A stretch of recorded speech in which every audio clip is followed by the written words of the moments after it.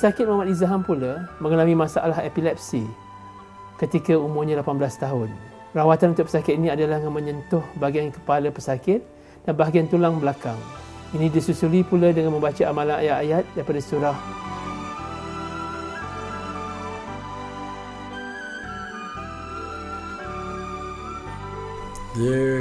bagi dia, saya senantiasa beri sokongan dari belakang lah, dan suka sokongan untuk membaik pulih dia. Sebab dia antara anak lah, yang dia lah yang paling susah saya jagakan, saya fikir. Jadi alhamdulillah lah, saya rasa saya akan cuba sedaya upaya saya lah. Tentang untuk perubatan dengan syariat Islam ni, bagi saya sampai bila-bila pun saya tidak akan lari. Dengan perkataan bismillah sekalipun saya boleh percaya.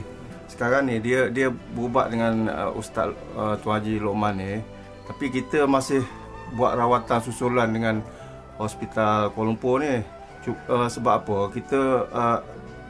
Kita disuruh pergi buat rawatan setahun sekali. Last kali dia buat MRI ni, kesan sakit dia tu dah tak ada. Ustaz pakar yang doktor pakar yang ambil dia punya kes ni mengatakan dia punya tu dah tak ada kesan lagi. Dia punya tempat pertumbuhan tu dah tinggal macam dia punya tapak je. Kesan cala-cala je.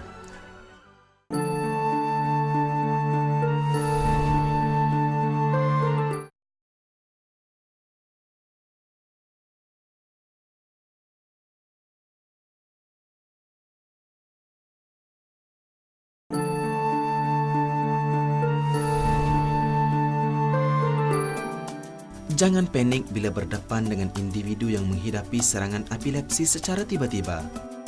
Pertama sekali yang saya perlu terangkan adalah bila kan seseorang tu mendapat sawan, okey, apa yang kita lakukan, itu penting lah. Apa yang selalu kita lakukan, kita telingkan atau kita hirikkan orang tu ke bahagian left lateral. Maksudnya kita telungkupkan dia, kerana dengan cara begitu kita dapat secure airway, kita kawasan pernafasan, kerana bila kita baring, kita dapat sawan, kita dapat banyak saliva excretion dalam mulut dan dia boleh menyebabkan seseorang tu tersedak dan choke, dia tak boleh bernafas.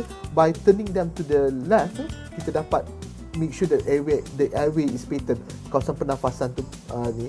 Jangan sekali-sekali letak sudu dalam mulut lah, atau ambil ranting kayu masuk dalam mulut lah, kerana bila sawan tu berlaku, there is contraction of all organs, but otot kita contract, so lidah pun is a form of otot, mereka ke dalam, so jangan bimbang, jangan letak sudu ataupun garpu dalam mulut. Benda ni lebih membahayakan, dan keselaluannya epilepsi ni akan berhenti dengan sendirinya, dalam lebih kurang 5 minit, 10 minit.